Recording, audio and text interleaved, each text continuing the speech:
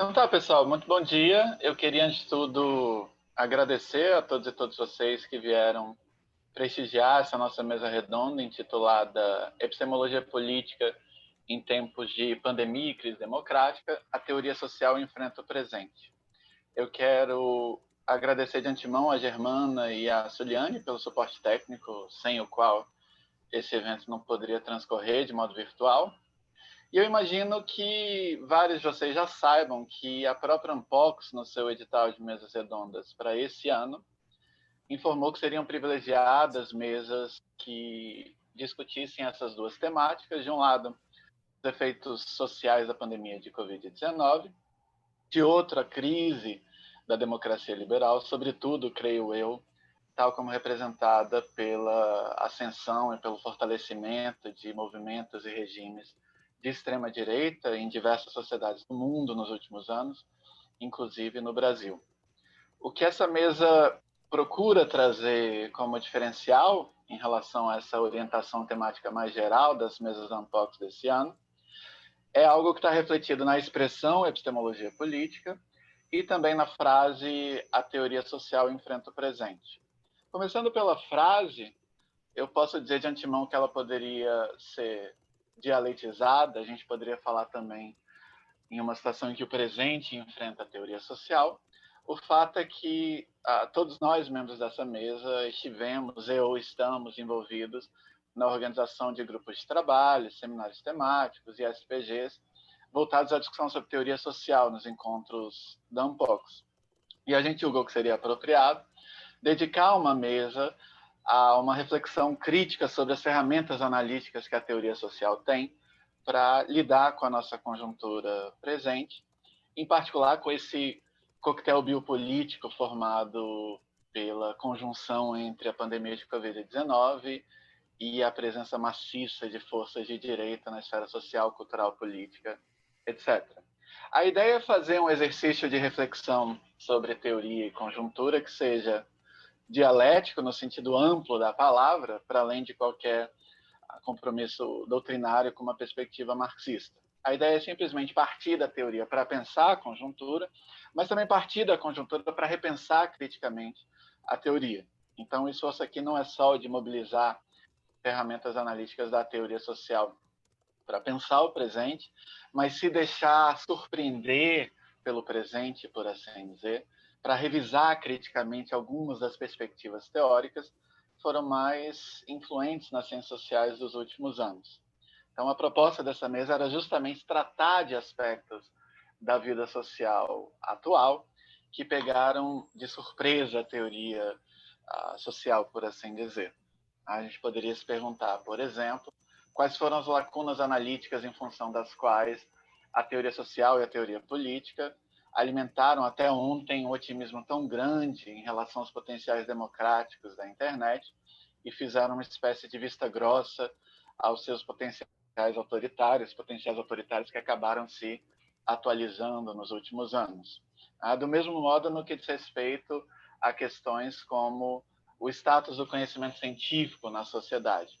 Será que a influência tremenda de certas interrogações críticas ao conhecimento científico, como aquelas de um Foucault ou de um Latour, nos deixaram desarmados frente a uma situação em que a própria ciência passa por uma espécie de crise de legitimidade epistêmica, depois de alguns anos em que a teoria crítica tanto atacou a tecnocracia e os déficits democráticos de uma sociedade regulada por peritos.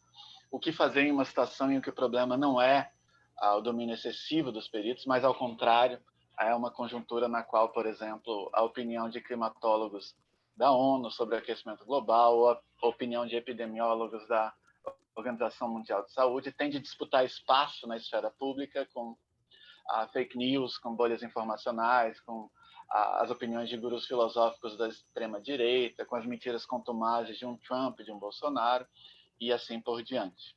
Então, a ideia é justamente pensar a relação entre teoria e conjuntura nesse sentido, e ao tratar dessa questão do status do conhecimento científico na vida social, eu já aponto para o sentido dessa expressão epistemologia política, que dá nome à mesa, Em princípio, se trata simplesmente de uma situação na qual problemas epistemológicos ganham uma urgência ética, política, existencial e até civilizacional.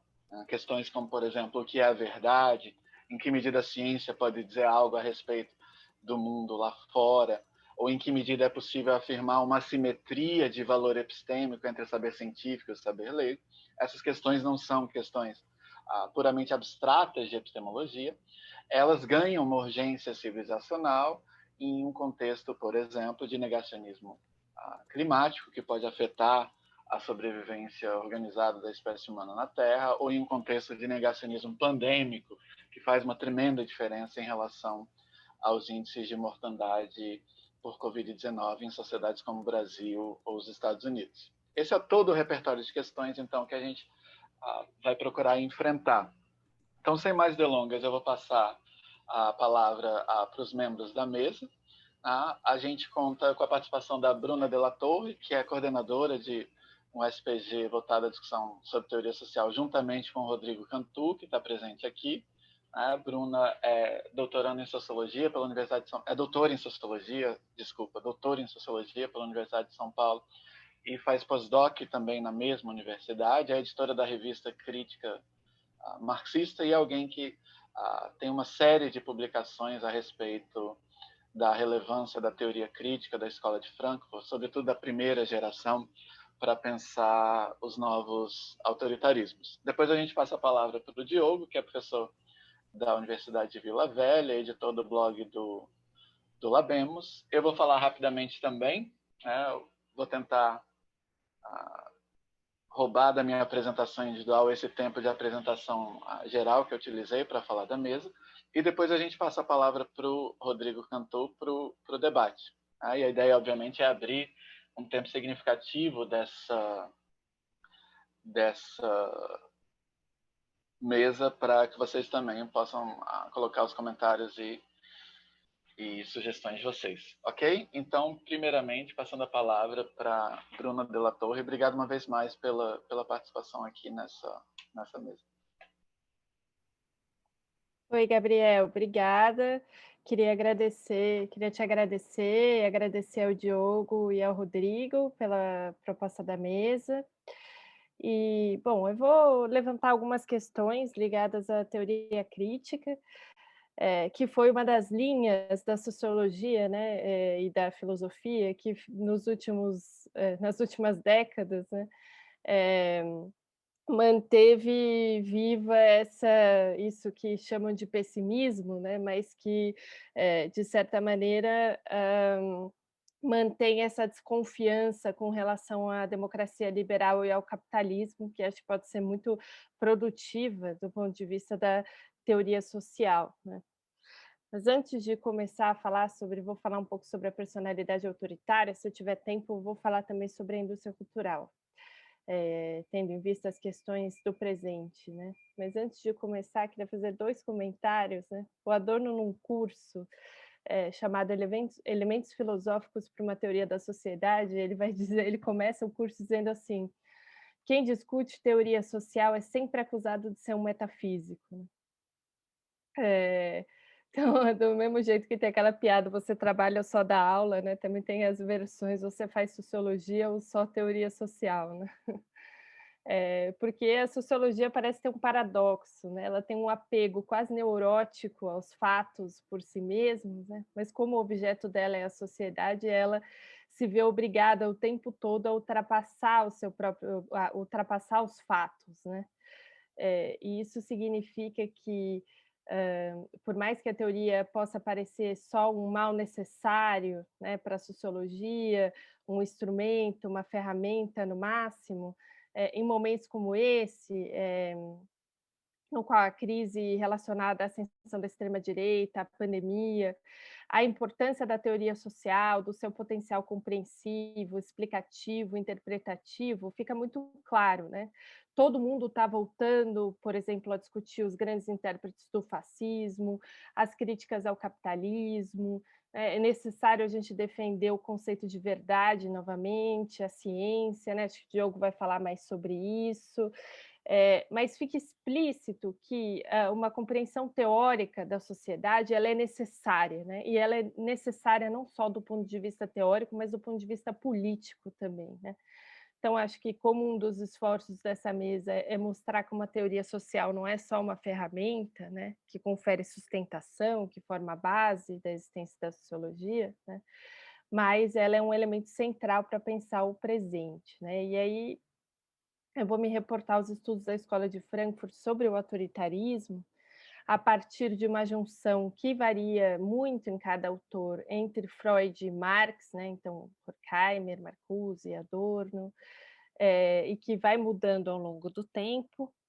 Esses estudos, eles são importantes por 2 razões. A Escola de Frankfurt ela é conhecida por ter falado muito, sobre o fascismo, sobre o nazismo, né, então, os estudos sobre a autoridade e família na década de 30, a própria dialética do esclarecimento foi escrita tendo em vista isso, mas a Escola de Frankfurt é uma das linhas de pesquisa, se a gente quiser, que tratou das tendências antidemocráticas dentro do próprio capitalismo e das sociedades democráticas, né?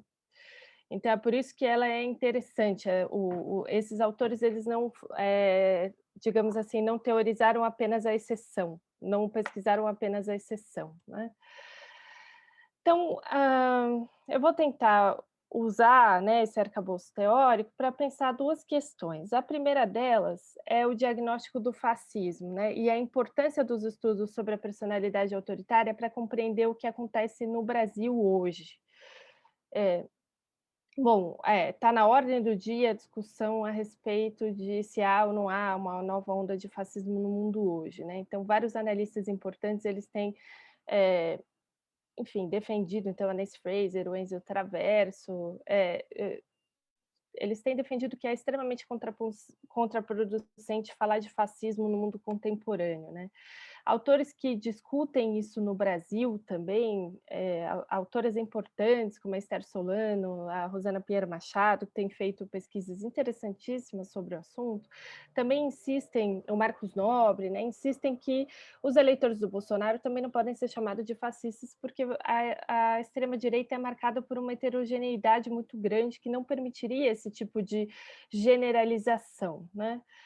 Eu vou tentar claro que não contrariar essas análises, nem nada disso, mas, hã, propor uma questão, né, que é a seguinte: será que é possível, verificar empiricamente o fascismo, né? Quando a gente olha para o Brasil e se pergunta como a gente chegou onde a gente está, né, nesse fundo do poço que a gente está agora, a gente tem 2 maneiras de olhar para isso, né, então você tem análises importantes sobre como, foram feitos arranjos no andar de cima, a questão do golpe, né, as tensões dentro da própria burguesia, enfim.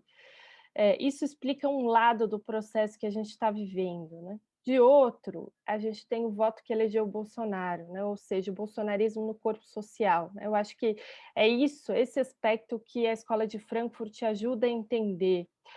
E me parece que as explicações sociológicas tradicionais, baseadas nas variáveis renda, gênero, raça, religião, elas não dão conta, né? Vou citar só alguns dados para apoiar o que eu estou dizendo. Então, o Bolsonaro teve 47% de intenção de votos no segmento de renda familiar até 2 salários mínimos, 55% no segmento de 2 a 5 salários mínimos, ou seja, quase metade e mais que a metade dos segmentos sociais mais baixos em termos de renda.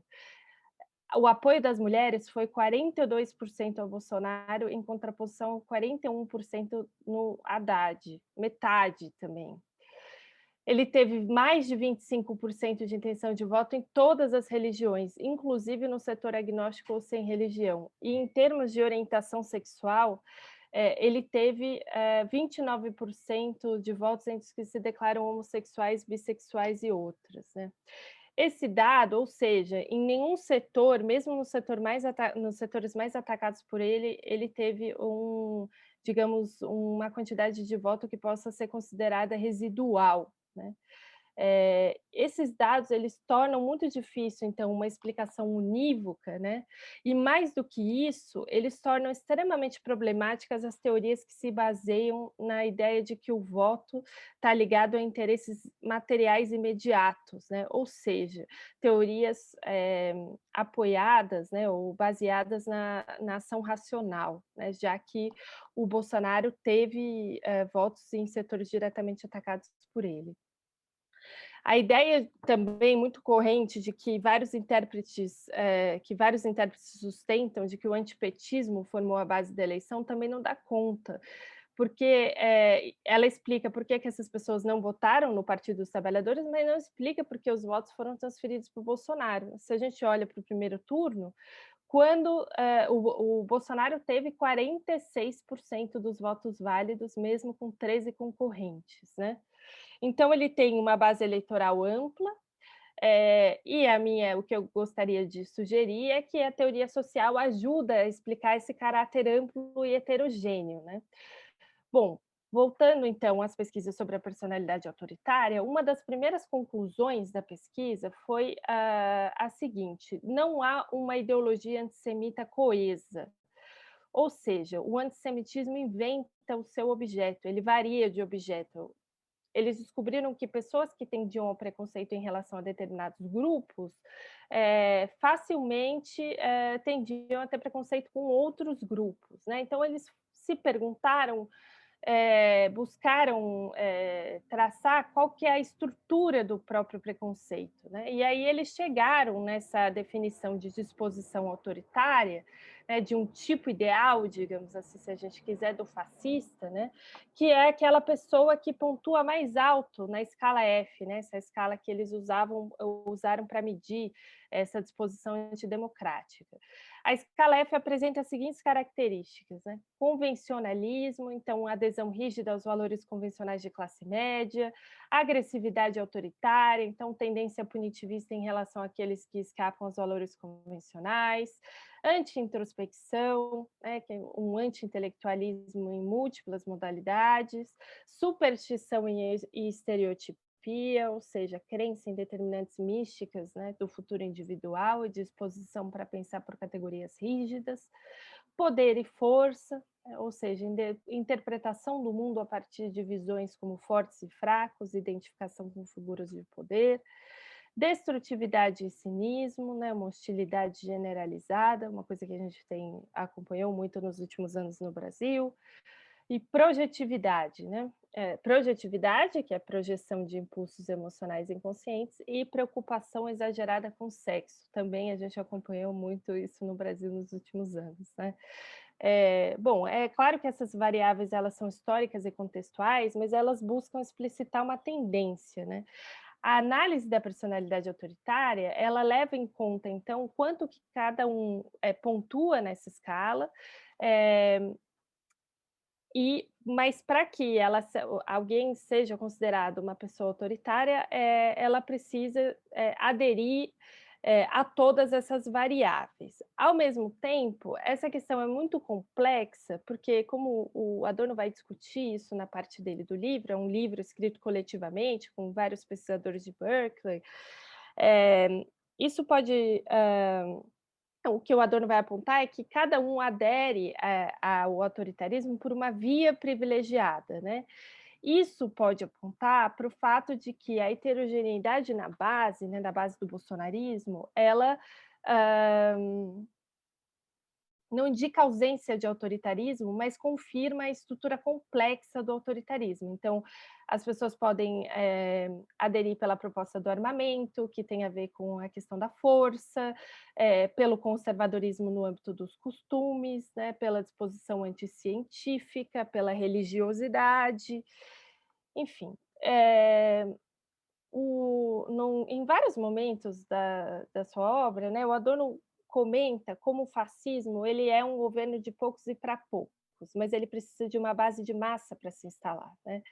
E por ser um governo para poucos, mobilizar o argumento de que vai melhorar economicamente a vida das pessoas não é suficiente, né, para que o fascismo se instale, se perpetue. Então, para se implantar, o fascismo precisa também apelar para elementos emocionais, né, medos, desejos inconscientes, né.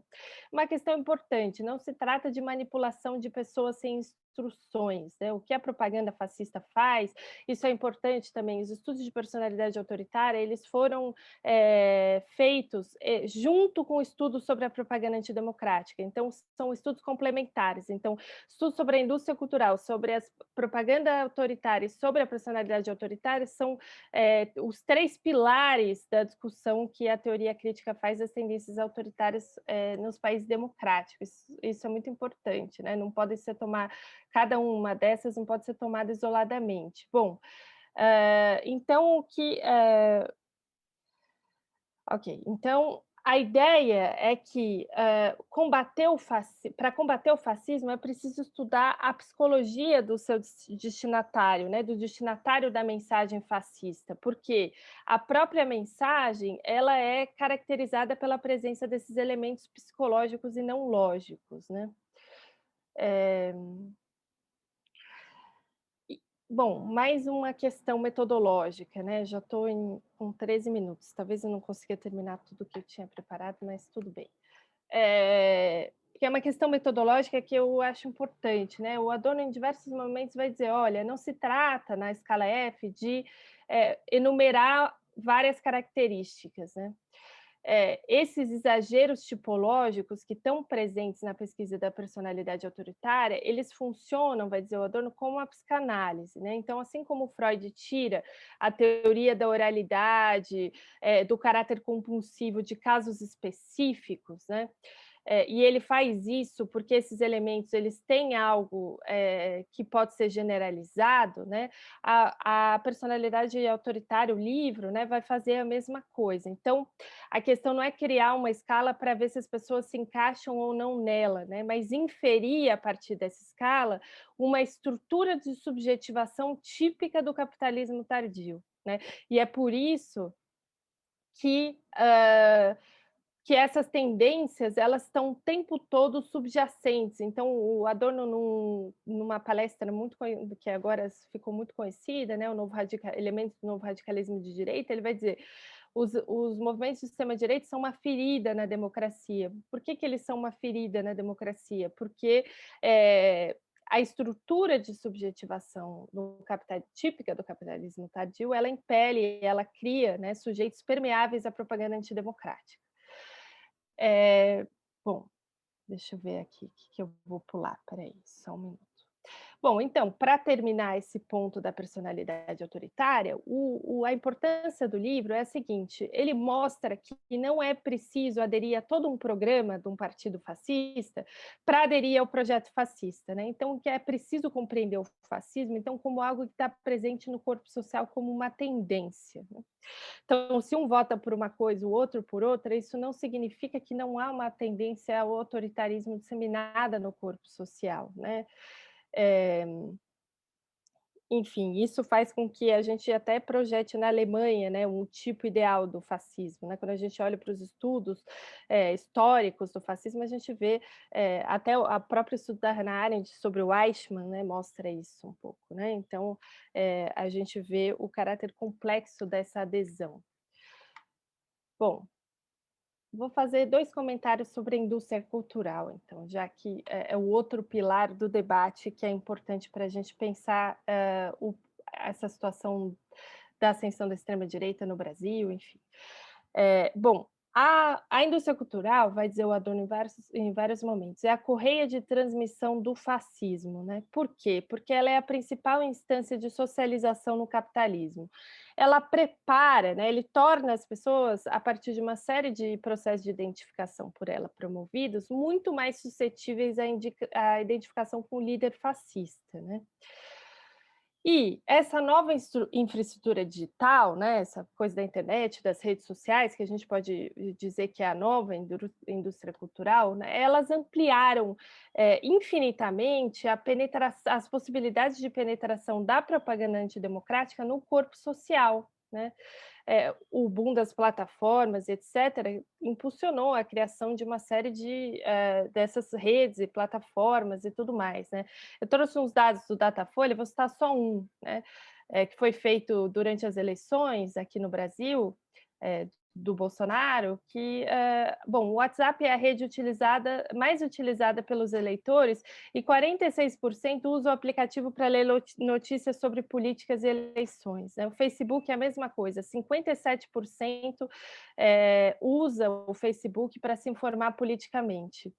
Então, isso é importante justamente porque mostra como, diferente da época, né, do nazifascismo, que os agitadores políticos tinham que ir nas praças, né, nas escolas, nas fábricas, agora eles não precisam mais, né, eles chegam direto no teu celular. Então, torna a agitação política antidemocrática muito mais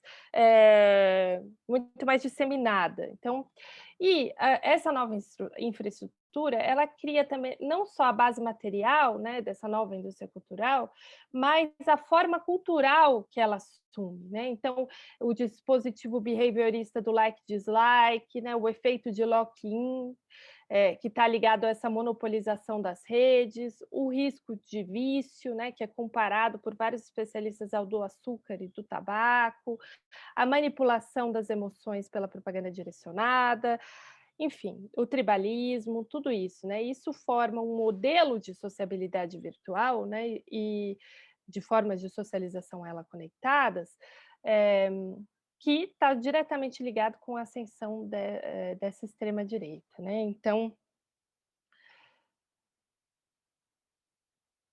tudo isso que tem sido discutido, né, a política refratária, o diálogo, a reflexão, né, ela está conectada com essas redes, né, então, política do engajamento da atenção, né, que vai favorecer a radicalização dos conteúdos produzidos e expostos na rede, a coisa das iscas de forte apelo emocional, capacidade de produzir sensação de participação política altamente ideológica, as pessoas acham que estão participando da política, enfim, tudo isso, né, não vou,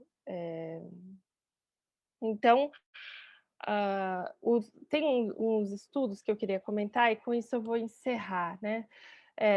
Tem um livro chamado Prophets of Deceit, né, os profetas do engano, que são estudos do Lowenthal e do Guntermann, sobre as técnicas do ditador americano, que explicam os modos de apropriação da insatisfação dos indivíduos, que não passa por uma avaliação detida dos problemas sociais, mas por técnicas de personalização, né, ou seja, de atribuição da culpa a indivíduos específicos por problemas sociais mais amplos, a abdicação do fluxo organizado das ideias em nome do pensamento associativo, né, que geram prazer da liberação da reflexão, e a liberação dos constrangimentos sociais de classe média, né, que atualmente atende pelo nome de politicamente correto, né. Então, enfim, tudo isso, seria extremamente útil para a gente discutir o que está acontecendo hoje, para quem está trabalhando com a discussão das redes sociais, da relação dessas redes com a extrema direita, enfim.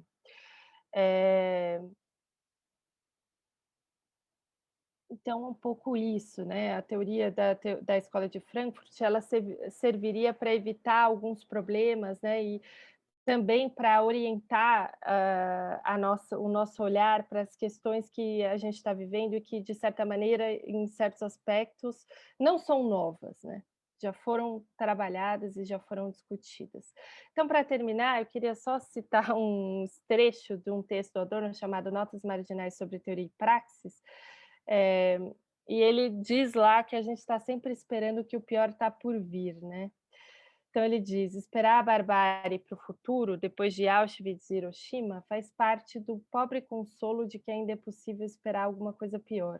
Uma praxis oportuna seria unicamente a do esforço de sair da barbárie", né. Então acho que ou seja, né, ele está dizendo, quem defende que o que o pior ainda vai vir, né, de alguma maneira sustenta, né, e legitima a realidade social.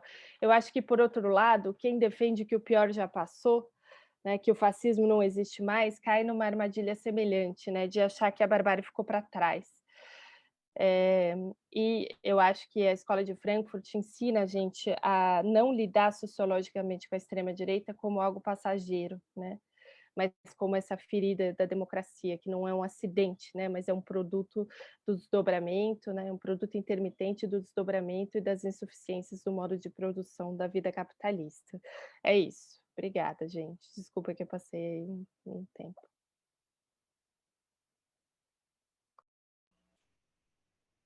Muitíssimo obrigado, Bruna, pela apresentação excelente. Eu acho que ela ilustra muitíssimo bem esse equilíbrio dialético entre tomar a teoria social como objeto de pesquisa, por exemplo, elucidar as complexidades do pensamento de um Adorno, mas também tomar a teoria social como instrumento efetivo de reflexão sobre o presente. Né? Então, passar, por assim dizer, de uma adornologia para uma reflexão de inspiração adorniana sobre fenômenos que o próprio Adorno não presenciou, como, por exemplo, a instrumentalização dessas novas tecnologias digitais pela extrema-direita. Então, sem mais delongas, vou passar a palavra para o Diogo Correia, que está aqui como também coordenador de AT de Teoria Social e uma espécie de antropólogo infiltrado. Acho importante contar com a presença do Diogo aqui para que essa reflexão sobre teoria social escape de uma espécie de sociologocentrismo, né, e seja de fato uma reflexão de fôlego interdisciplinar. Então, Diogo, a palavra é sua.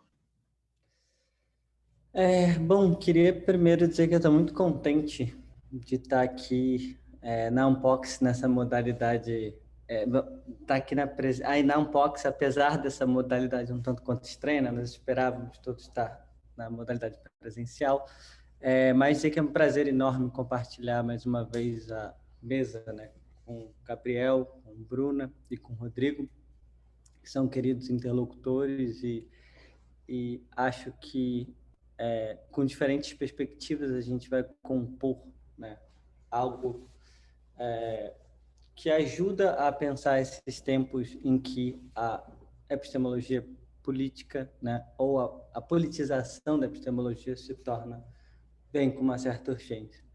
Na verdade, a minha reflexão ela vai menos no sentido, né, de colocar aspectos da conjuntura a partir da teoria social, como a Bruna fez, né, e o Gabriel vai fazer, e eu acho que ela vai no sentido de pensar o estatuto epistêmico da sociologia a partir da interpelação dos novos problemas que se colocam hoje.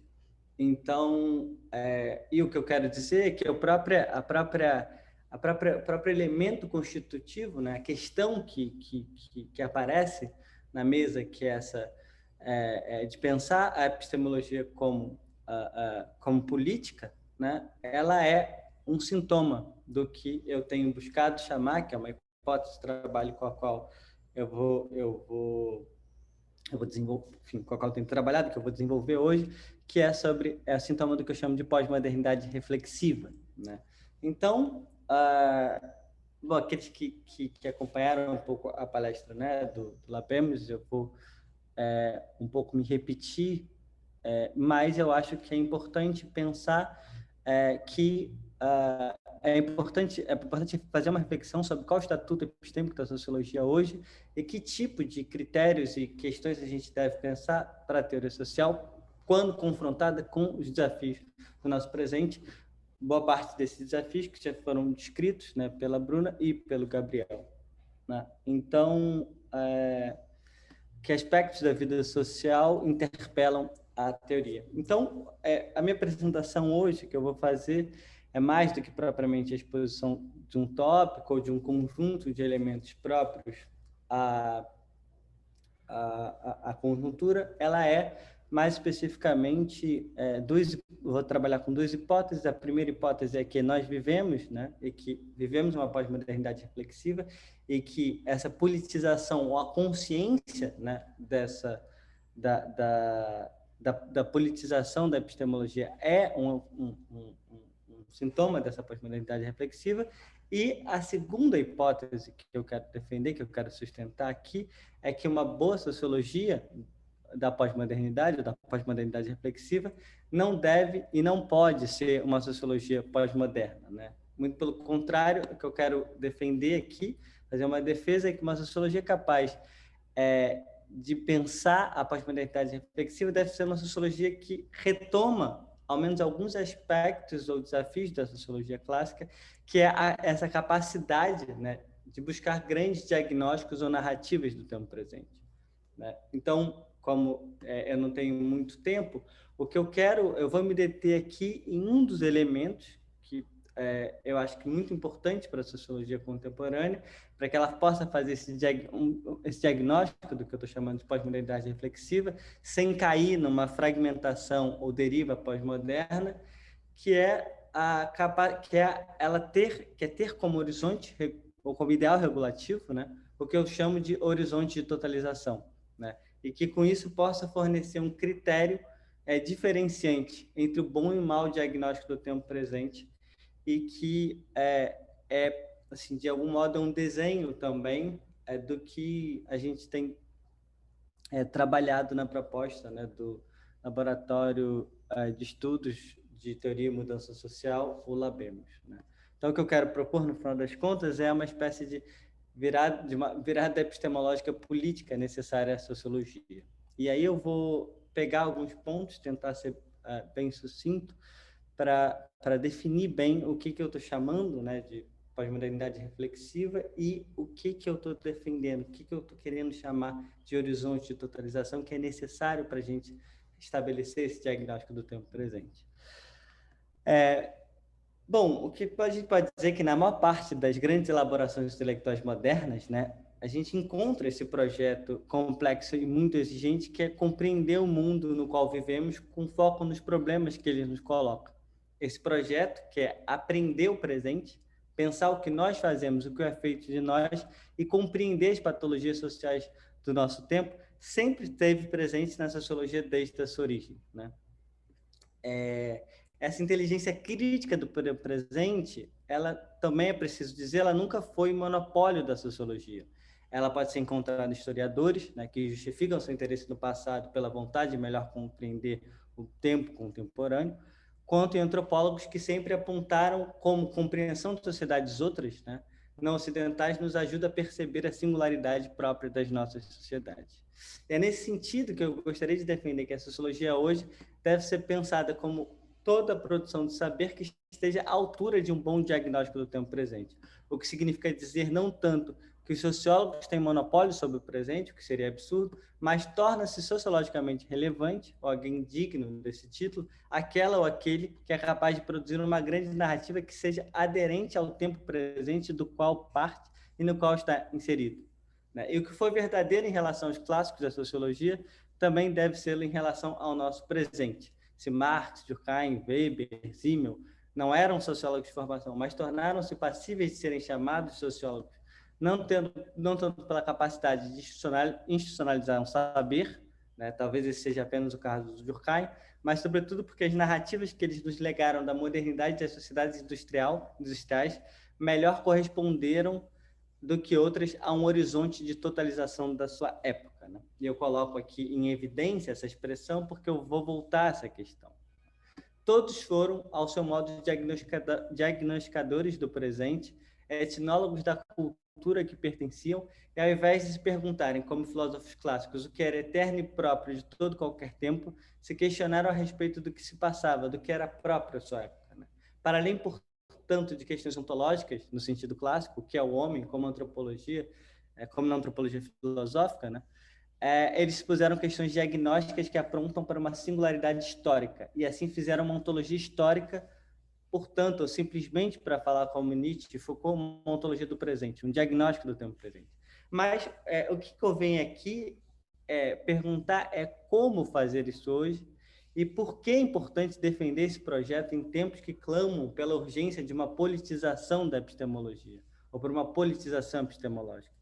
Como dar conta do nosso presente que se revela a nós como uma infinidade fragmentada e sucessiva de fatos, de dados e acontecimentos, né? Há ao menos duas grandes maneiras de lidar com isso. Primeiro, uma resposta que insiste no projeto moderno de progresso e reduz essa infinidade de acontecimentos a uma grande tendência maior. Segundo essa perspectiva, o devir histórico, apesar das suas possíveis contingências e desvios, tem uma lógica que não somente é retraçável, mas nos encaminha sempre para uma progressiva melhora, ou uma espécie de estado final de reconciliação. De Kant a Marx, temos aqui diversas filosofias da história que apontam para uma espécie de momento redentivo da humanidade em algum momento de seu futuro, né? E lembro que esse momento redentivo pode ser tanto positivo ou pode ser apocalíptico, como tem sido bastante retomado por uma série de concepções modernas sobre o fim do mundo. E segundo elemento, há também uma proposta pós-moderna, né? Que pode ser aproximada de uma sociologia pós-moderna. Ela propõe que abandonemos todas as ilusões de progresso próprias à modernidade. Segundo ela, toda meta ou grande narrativa deve ser desconstruída, abandonada, mostrada em sua inoperância. Qualquer pretensão de universalidade, de totalidade ou de generalidade deve ser denunciada, mostrada em seus particularismos. Em sua crítica radical à entidade totalitária razão, os pós-modernos celebram uma multidão de fragmentos narrativos e signos, né, que não se deixam congelar por qualquer sentido. A realidade inteira é vista como um campo discursivo intertextual de representações e de significantes flutuantes e não mais remetem nada além de si mesmo. Mas cabe perguntar como essas duas opções apresentadas poderiam nos ajudar a responder algumas questões do nosso tempo, né? Como o neoliberalismo, o antropoceno, a pós-verdade, os novos populismos, a crise democrática e os negacionismos. Como, assumindo a narrativa moderna de progresso, pensar que em tempos de antropoceno caminhamos ainda assim para um mundo melhor, né? Cada vez mais, ao contrário, me parece, como diria Viveiros de Castro, Débora Danovski, alguns antropólogos, nosso objetivo tem sido aprender com outras formas de vida não ocidentais a viver em um mundo pior. Como compreender a crise econômica dos subprimes de 2008, a eleição do Trump, o Brexit de 2016, a eleição do Bolsonaro de 2018 e os negacionismos atuais climáticos em torno da Covid, abrindo mão de qualquer critério de racionalidade de verdade. É justamente a consciência desses impasses que me levam a crer que, mais do que uma segunda pós-modernidade, ou pós-modernidade tardia, vivemos, na verdade, uma pós-modernidade reflexiva. Giddens, Beck e Lasch nos ensinaram que a modernidade reflexiva nasce justamente da consciência dos impactos nefastos daquilo que se concebia como progresso da modernidade, como o risco nuclear e a questão ambiental. Podemos dizer que os tempos atuais, que estou chamando aqui de pós-modernidade reflexiva, nasce então da consciência dos impactos perversos e malfazejos do que se concebia como avanços do pós-modernismo. Como não reconhecer, como já mencionado aqui na introdução pelo Gabriel, uma possível relação entre a pós-verdade, a proliferação de fake news e a desconstrução radical dos critérios de racionalidade. Como não perceber a relação entre a crítica radical, as grandes narrativas e um acréscimo de ininteligibilização contínua do mundo que dificulta a elaboração de grandes críticas e detecções de patologias. Como não perceber a relação entre fragmentação de pautas políticas mais universalistas, a proliferação de novos dogmatismos via política da diferença e a despotencialização da crítica via uma fragmentação sem fim de novos nós. Penso que, diante desse cenário, é preciso propor à sociologia um terceiro caminho, que não seja moderno, nem pós-moderno, mas que seja, ao mesmo tempo, capaz de pensar essas vicissitudes sobre as quais a Bruna já falou e o Gabriel vai falar, do pós-capitalismo, do pós-industrialismo e da pós-democracia liberal, digamos assim. Em suma, penso que é tempo de elaborarmos uma teoria sociológica do tempo presente articulada com uma política epistemológica adaptada aos desafios do nosso tempo, e que eu estou chamado de uma pós-modernidade reflexiva e, portanto, uma sociologia da pós-modernidade que não seja uma sociologia pós-moderna. É óbvio que essa agenda não pretendo esboçar aqui por completo, eu quero apenas, como um primeiro movimento, levantar aquilo que eu penso ser uma condição necessária, ainda que não suficiente, para a elaboração de um bom diagnóstico histórico do nosso tempo presente, não de qualquer tempo presente, mas do nosso. Um único elemento que tenta responder qual sociologia para o nosso presente. Ora, sabemos que o presente, cada vez mais complexo e labiríntico, não é passível de ser exposto completamente por uma análise global. Por outro lado, isso não significa que a sociologia deva abdicar da possibilidade e da necessidade de fazer um diagnóstico histórico, isto é, de ambicionar compreender o presente atual de maneira geral, além ou aquém da sua segmentação em domínios determinados de investigação. Ela deve se interessar não pela economia, pela democracia em particular, mas pela sociedade, pela civilização ou pela cultura de modo geral. Penso que isso é possível porque o presente não se reduz a um conjunto de fatos isolados que é preciso coletar de forma atômica, atomizada, mas, para falar numa linguagem marxista e hegeliana, é algo que pode e deve ser abordável do ponto de vista da totalidade ou, ao menos, de um horizonte de totalização. O que eu proponho aqui é uma sociologia da pós-modernidade reflexiva, ou para realizar um bom diagnóstico, que uma sociologia da pós-modernidade reflexiva, para realizar um bom diagnóstico histórico, recupere a discussão em torno da ideia de totalidade e coloque como ideal regulativo do conhecimento um horizonte de totalização.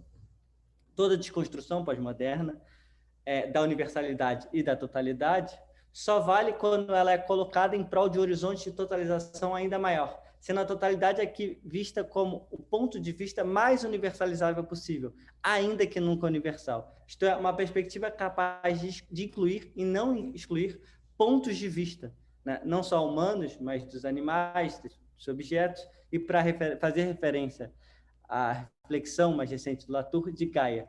A totalização aqui deve ter como horizonte normativo a inversão do sujeito transcendental kantiano, quanto mais cosmomórfico e descentralizado, para falar como Pierre Montebello, mais dignos do horizonte de totalização seremos.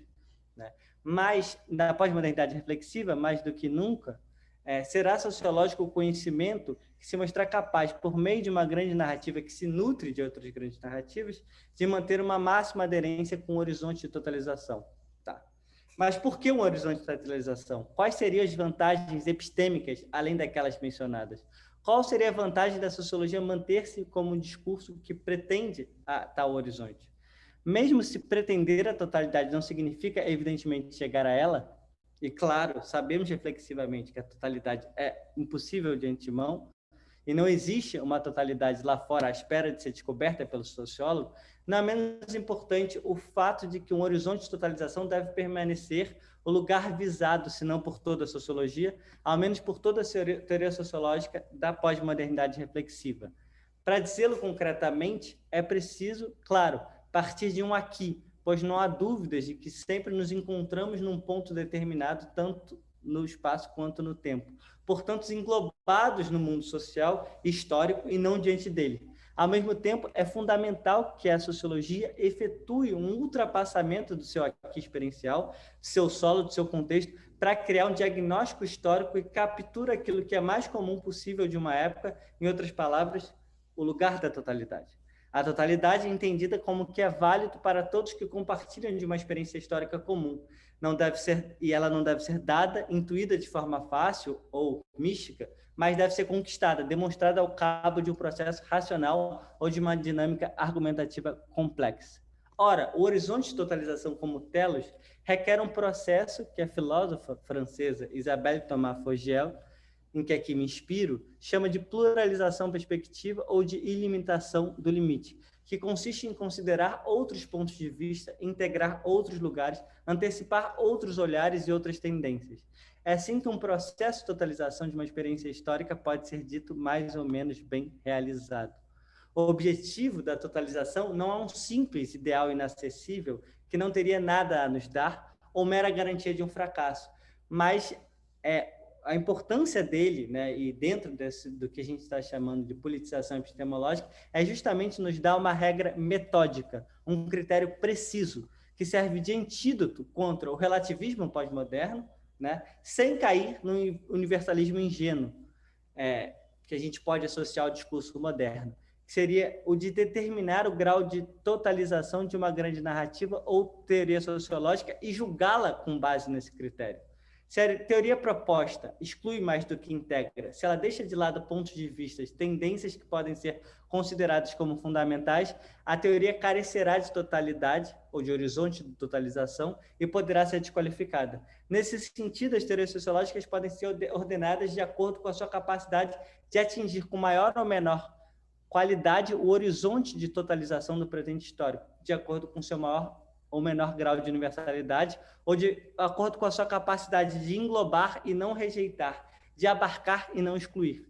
Esse ato que a sociologia pode e deve ainda realizar via incorporação ou reincorporação da noção de totalização ou de horizonte de totalização como ideal regulativo, eu chamo aqui com a Isabelle Thomas-Fogiel de ato de inacabar, ou de inachever em francês, né? Ele se define, ao mesmo tempo, como alargamento, ampliação ou limitação constante de limites da totalidade, transgressão de códigos, de enquadramento de uma teoria, incorporação de críticas, ultrapassamento continuado de bordas e de experiências, e como multiplicação de possibilidades e pontos de vista, pluralização dos aqui e dos ali, integração continuamente aberta de outros pontos de vista e experiência. O sociólogo, então, aqui, a minha questão é que, em tempos de politização epistemológica, eu defendo que o sociólogo, dentro desse projeto que eu estou colocando, pode e deve ser definido como uma espécie de arquiteto da totalidade, né? A questão o que pode ainda a sociologia, eu, então, seria tentado a responder. Nos tempos atuais, a sociologia pode ainda fazer o que, enquanto sociologia, ela sempre mais ou menos fez desde os clássicos, a saber, inacabar os diagnósticos históricos via incorporação progressiva de novos elementos e experiência na direção de um horizonte de totalização cada vez mais amplo. Trata-se, portanto, de uma proposição que não mais crê no geometral de todas as perspectivas do Leibniz, na posição de um sujeito fora do mundo, ou um ponto de vista de lugar nenhum, no sentido do Thomas Nagel, mas também não naufraga num perspectivismo ou contextualismo sem fim típicos do pós-modernismo, o qual sempre, de modo autocontraditório, denuncia, ao mesmo tempo que realiza, de modo a pretensão à totalidade, uma vez que a sua explicação da impossibilidade da totalidade é ela em si mesma totalizante. É igualmente uma proposição que eu aqui defendo, que mantendo uma noção forte, né, essa ideia de horizonte de totalização, não mais vincula essa totalidade a um total congelado, fixo lá fora de nós e sem nós, ou alcançável numa lógica ingênua ou positivista. Enfim, uma proposição que permite oferecer à sociologia uma visão possivelmente unificada, né? Ou seja, uma visão possivelmente unificada da atividade sociológica no mundo atual, da diversidade das suas expressões clássicas e contemporâneas, mantendo a ideia de um devir da sociologia que nunca se acaba, mas sempre na tarefa de traçar novos diagnósticos ou de ampliar os diagnósticos, inacaba as próprias totalidades e horizontes de totalização. O próprio movimento, nesse sentido, que se autonega, né? Na medida em que inacaba num processo contínuo e ininterrupto, mas, ao mesmo tempo, não recai, que eu acho que é um dos grandes problemas dos tempos atuais, esse perspectivismo sem fim, que apenas pluraliza e coloca narrativas num plano de equivalência. Então, só para terminar, tá. só vou concluir, que eu penso que essa é a condição para se produzir uma ontologia do presente. Sociólogo, como arquiteto da totalidade, permite, assim, a realização de uma sociologia da pós-modernidade reflexiva, uma sociologia em tempos, né, de politização epistêmica, que não seja em si uma teoria pós-moderna e caia nesse múltiplo perspectivismo de narrativas infindáveis. Mas é basicamente isso. Eu terminei o tempo. Obrigado, Gabriel, pela não intervenção no meu finalzinho. Obrigadíssimo, Diogo, pela intervenção. Acho que aqui a gente já tem um contrabalanço intelectual instigante. A partir de uma sensibilidade adorniana, a gente poderia pensar que estamos vivendo uma modernidade pós-tardia, ou pior ainda, uma modernidade tardia demais. E Diogo tentou acenar, então, com um raio de esperança. Eu, particularmente, me sinto mais próximo da Bruna do que do Diogo, mas a proposta da mesa é justamente fazer essas problematizações. Será que vocês dois poderiam controlar o meu tempo? Contar uns 15 minutos para minha fala?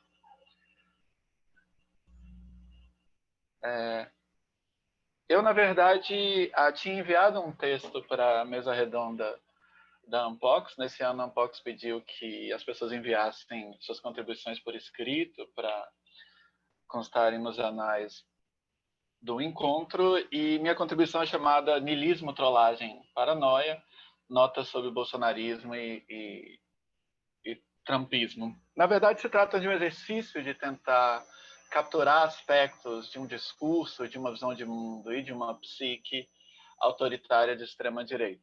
Acho que nos últimos tempos diversos observadores já vinham apontando para semelhanças estruturais nas visões de mundo de forças de direita, como, por exemplo, aquelas que conquistaram o poder na Polônia, na Hungria, na Turquia, nas Filipinas, nos Estados Unidos com Trump e, é claro, no Brasil com Bolsonaro.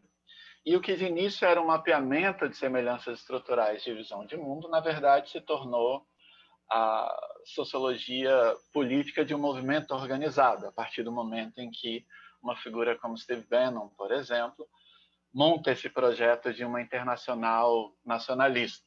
Salvo engano, ele não chegou a parafrasear Marx e dizer nacionalistas de todo mundo univos, mas ele de fato avançou esse projeto numa escala internacional, de maneira que é lícito, creio eu, falar de uma certa visão de mundo autoritária de direita, que alguns prefeririam chamar de fascismo. Essa é uma questão controversa, como a Bruna muito bem colocou, mas que me parece ter certos traços duráveis. E nesse sentido, para além da conjuntura, a gente pode pensar em uma certa forma mente autoritária de direita que permanecerá como um item na nossa paisagem sociopolítica pelos próximos anos. E eu identifiquei 3 elementos nessa visão de mundo. O primeiro é aquele que eu chamo de tanatofilia. Ele tem conexão com a ideia do Achille Mbembe de necropolítica, mas, enfim, depois a gente pode discutir isso. Eu diria que nem toda necropolítica necessariamente deriva de uma tanatofilia, ela pode derivar de uma indiferença moral pelos destinos de outras pessoas. Mas o que me parece interessante para pensar o bolsonarismo é, sobretudo, a diferença entre o conservadorismo ou o direitismo representado por uma figura como Bolsonaro e um conservadorismo de tipo burkeano ou a la Oakeshott, que tem a ver com respeito à tradição e com uma espécie de melhorismo cauteloso. O Vladimir Safatli disse em algum momento que já no primeiro ano do governo Bolsonaro a gente vivia um processo revolucionário, embora revolucionário de direita. Isso significa que, de fato, não basta uma sociologia do conservadorismo tradicional para entender, por exemplo, a agenda destrutiva de um Ricardo Salles ou para entender a obsessão tanatológica do discurso bolsonarista. E para capturar um pouco dessa sensibilidade, seria interessante voltar para os ideólogos da Revolução Conservadora na Alemanha dos anos de 1920 e 1930. Por exemplo, uma figura como Ernest Junger, que descreve uma espécie de euforia e excitação naquele caldo de cultura protofascista da Alemanha do entreguerras, quando ele romantiza as trincheiras sangrentas da Primeira Guerra e, na verdade, exibe um movimento político de direita que, longe de significar um compromisso com o status quo, na verdade envolve uma glorificação da autodestruição, que no limite flerta também uma glorificação da destruição que no limite flerta, inclusive, com a autodestruição. O Benjamin tem uma passagem famosa em que ele define o fascismo como estetização da política, mas imediatamente antes dessa forma que se tornou muito conhecida, ele descreve a visão de mundo fascista como dotada de um tal grau de autoalienação que se torna possível a ela vivenciar sua própria aniquilação como um deleite estético de primeira ordem. Isso me parece um componente muito importante para pensar, por exemplo, a responsabilidade letal de figuras como Trump e Bolsonaro em relação a ameaças ecológicas ou em relação a pandemia de Covid-19 ao longo desse último ano. E, na verdade, é um elemento de um gozo na destruição que tem também uma forma discursiva na figura da trollagem. Então, um segundo item que eu mapeio nessa visão de mundo da nova direita é uma política da trollagem. Eu acho que todos vocês sabem, basicamente, o que significa a figura do troll. Em princípio, o troll é aquele que produz enunciados provocativos em esferas de diálogo, como, por exemplo, na internet, e que goza diante das reações de perplexidade e indignação que ele gera. E a maneira de um esporte radical, existe, digamos, uma escalada da excitabilidade gerada pela trollagem. Então, a internet se tornou esse ambiente de competição entre trolls que estão sempre em busca de provocações cada vez mais ousadas. E essa é uma realidade que eu acabei encontrando, na verdade, em uma outra agenda de pesquisa minha sobre o suicídio. Se tornou relativamente comum, por exemplo, que trolls invadissem páginas pessoais de jovens e adolescentes que cometeram suicídio, para ali provocar uma série de xingamentos a essas pessoas e gozarem, se divertirem diante das reações de indignação e perplexidade da parte de amigos, de parentes e assim por diante. O que aconteceu nos últimos anos é que a trollagem se tornou um estilo particularmente carismático de se fazer política. E esse processo de trollização da política, para usar uma paráfrase tosca do Benjamin, é muito importante para explicar o carisma e o sucesso eleitoral de figuras como Trump e Bolsonaro nas últimas eleições. No caso de Trump, eleições de 2016. Em primeiro lugar, a crise de legitimidade da democracia representativa acabou significando um ganho de carisma da parte de trolls, porque em um cenário em que reina a ideia de que a política representativa é o reino da hipocrisia generalizada, os políticos que diziam as coisas mais ofensivas, como é o caso de um Bolsonaro, passaram a adquirir uma aura de autenticidade para uma fatia significativa da população. Então, em contraste, por exemplo, com o que seria a civilidade hipócrita da política tradicional, figuras como Bolsonaro, embora mentirosos contumazes, é o caso também de Donald Trump, paradoxalmente e ironicamente passaram a adquirir uma aura de autenticidade em função do quão ofensivo era seu discurso. A ideia básica era que quanto mais ofensivo fosse o dito racista, machista, homofóbico, etc., maior seria o selo de autenticidade desse político em relação a uma fatia significativa dos seus seguidores. Mas existia uma dimensão também de libertação festiva nessa política da trollagem, como uma reação ao que a Bruna já mencionou, a suposta vigilância discursiva estabelecida pelo politicamente correto. E tem um ambiente virtual em que existe maior atenção crítica em relação a ditos machistas, racistas, homofóbicos, etc., esse esporte de trollar sensibilidades alheias rapidamente se tornou um esporte de escandalizar sensibilidades politicamente corretas. E emergiram aí todo um conjunto de intelectuais públicos dispostos a encarnar essa figura do troll. Um Luiz Felipe Pondé, um Rodrigo Constantino, um Olavo de Carvalho e assim por diante. Então, isso se combina com outro elemento, creio eu, que já foi chamado de pós-verdade, que eu chamei, parafraseando Benjamin no texto, de a obra do fake na era da sua reprodutibilidade digital. E aqui eu acabo entrando numa via que também foi aquela que a Bruna explorou também, de uma psicologia política.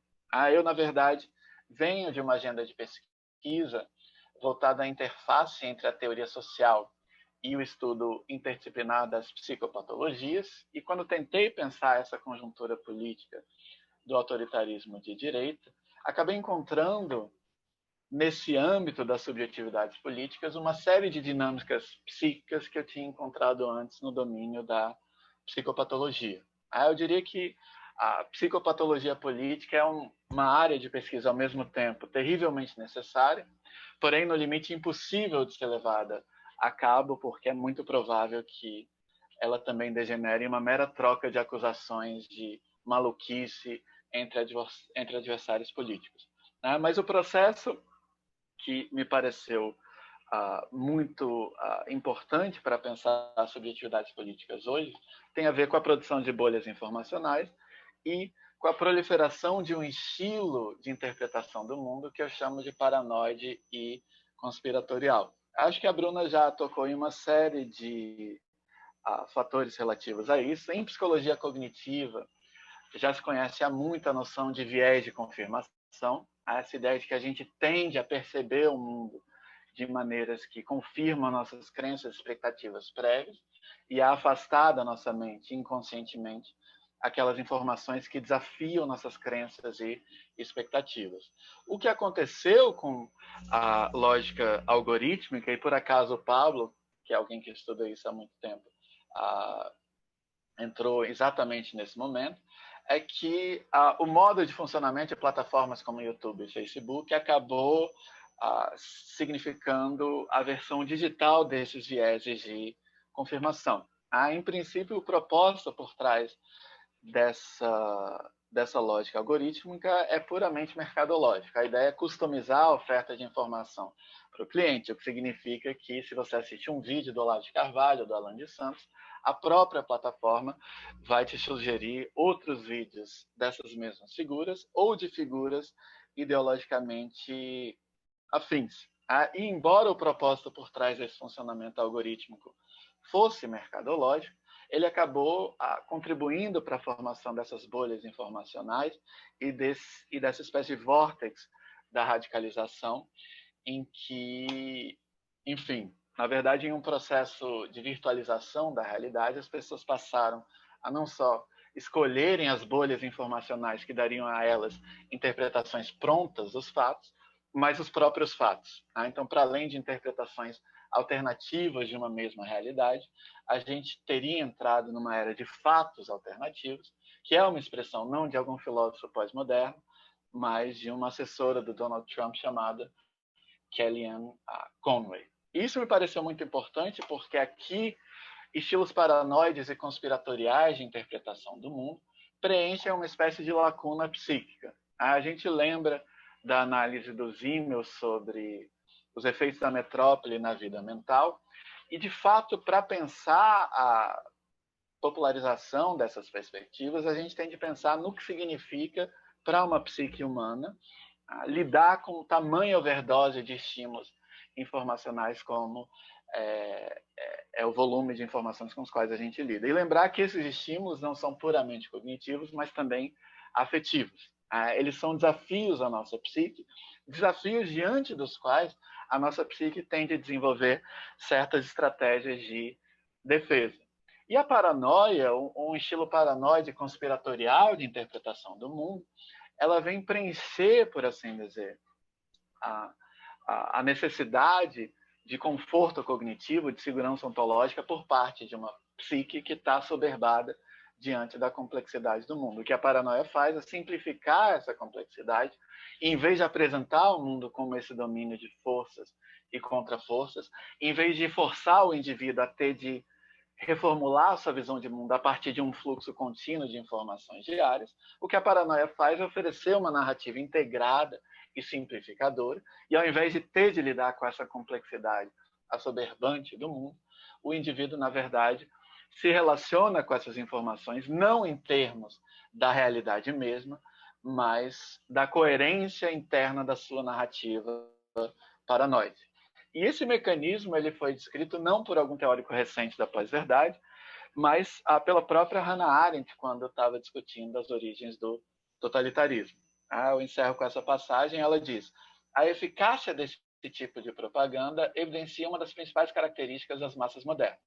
Não acreditam em nada visível, nem na realidade da sua própria experiência, mas apenas em sua imaginação, que pode ser seduzida por qualquer coisa ao mesmo tempo universal e congruente em si. O que convence as massas não são os fatos, mesmo que sejam fatos inventados, mas apenas a coerência com o sistema do qual esses fatos fazem parte. O que as massas se recusam a compreender é a fortuidade, a contingência de que a realidade é feita.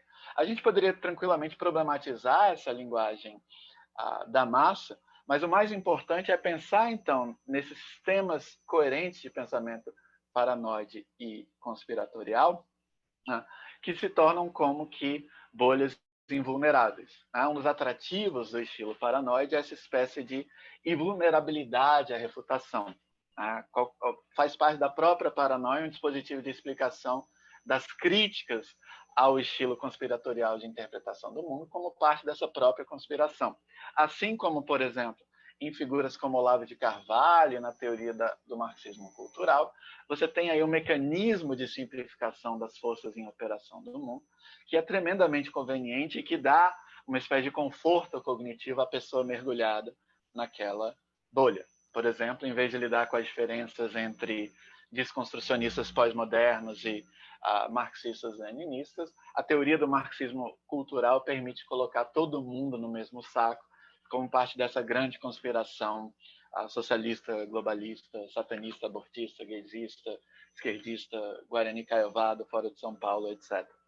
Então, aqui eu diria que é importante mencionar o funcionamento articulado desses três eixos. Esse gozo em uma agenda destrutiva, que transparece, obviamente, em um discurso, como o discurso bolsonarista, em que o propósito não é convencer, mas destruir o adversário. A trollagem, que é também um dispositivo de invulnerabilização discursiva. Talvez parte do gozo psicológico do troll é o gozo psicológico, por exemplo, de um homem-bomba. Assim como você não pode ameaçar de morte um homem-bomba, você não tem como ganhar uma discussão com um troll. E, por último, esse dispositivo da paranoia, que é uma estratégia de imunização intelectual em que quaisquer críticas elas só servem de reforço à teoria paranoide. Então, por exemplo, o fato de que você não tem evidências de X é mais